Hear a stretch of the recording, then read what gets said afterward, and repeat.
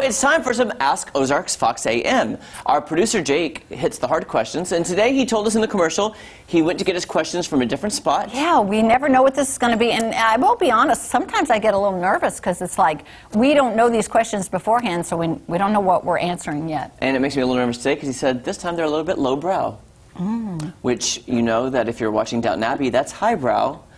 And this is lowbrow. So let's just see what questions we have today. Right. First question, if you were offered the position of mayor of your city, would you take it? Oh gosh, so that's a hard one. You know what, my first thought was, man, that's a lot of work. But then my second thought was, I think I could sink my teeth into that. Okay, can I answer twofold? Yeah. My gut instinct was yes, because I can help a lot of people. Okay, right. But the no part would be if you had to campaign and then they have to pull everything from your past and vilify you, because they do that in politics. Right, I didn't They dig up that. every little thing you ever did and vilify you, so I don't want that part of it. But I just want to help people. Well, I see, but it didn't say anything about campaigning. Okay, so good. you don't have to campaign. Don't want to campaign. You're just there. Okay, then good. I would do it because I feel like I could help people. You know what? To be honest with you, I am fascinated in the whole structure and world of politics. I really am. You know, there's something about that I like the idea of. And I think a lot of people get into it for the right reasons, which is good. I agree with that, yeah, to help the city. Now, not that everybody's going to agree with your decisions, obviously. That's one of those positions you've got to not worry about what people think. I mean, you take people into account, and you take, you know, but you can't worry if That's why I try my best, Kel. I try to keep an open mind because these are human beings.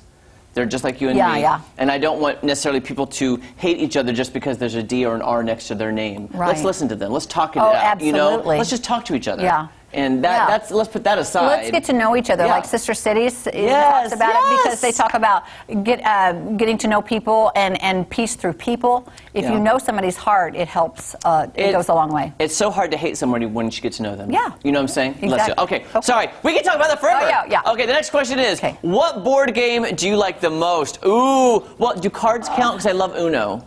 Does that count? You love Uno? I love Uno. Really? I love it. You know, I think cards is a good choice because you can do so many different things with them. I used to play a lot of games with cards. The only one that's coming to mind that we would recently play with family is that, oh my gosh, we had a game of Clue that went on with my nephews and nieces for 3 hours. Really? And it turns out we had all the wrong pieces. So we couldn't guess, like Kelly in the library with the candlestick. Oh yeah, that was a good one. Because it was a dual-sided game. You could flip it over and play this version of Clue or this version of Clue. We had the cards from the underside version of Clue, so none of the answers were right. Oh, no. Hey, but how interesting was that? It was fun. You found out. Mentioning that is a very fun game. I can't. It's been a long time since I played a board game, so I wouldn't know. Okay, I love Uno though. Yeah. Or Skip-Bo. Oh, that's Skip-Bo is fun too. My niece and nephew like that. If you won $1 million, what's the very first thing you would do with the money? Oh, you know what? This is gonna. Do you know? Kind of, yeah. Oh, you would finish your house? Well, I'd finish my house and then rescue every animal I could. Oh, right. I really would. But here's the thing. Do you have enough room on your property to rescue every animal, or would you have to get a sanctuary, buy a sanctuary? Well, if I had $1 million, I'd probably buy more land. Like, I have 6 acres, so I have a lot of places I could put the areas. But I would like more land, and then I could fit more animals on it. Yeah, that would be good. Would you want to be a farmer? I don't necessarily want to farm. I just want to have animals there and help them. That would be good. And adopt them out. That would be good. And another thing to do with that money would be to give it to the folks that are already doing that service to help people out. Because there's a lot of them but what here. would you do? I don't know. That's why I'm talking about you.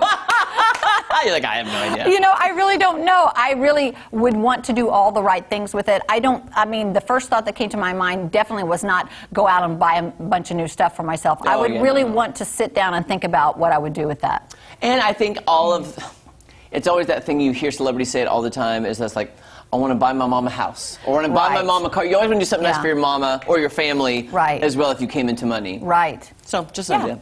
Okay. Okay. Let's take a look at the next one. What time do you normally go to bed? Easy, 8 o'clock, 8 p.m. every night. Okay, well, I start winding down and about 6 or 6:30. I really like to be in bed by 7, doesn't usually happen.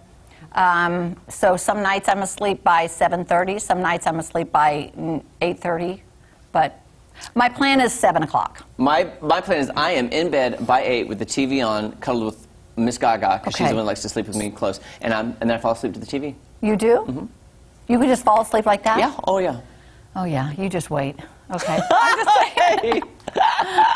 All right, our next question. What's the worst job you've ever had? Oh, I can tell you. You know what it is? Yeah. I know what you're going to say. What? What? No, you tell me. Oh, well, actually, I thought of two, though. Okay. Not that I didn't like the place I worked, but waiting tables is so hard. That's what I was going to say. I knew you were going to say that. But I would say probably my very first job ever, I was 15 at the YMCA. I was the towel boy.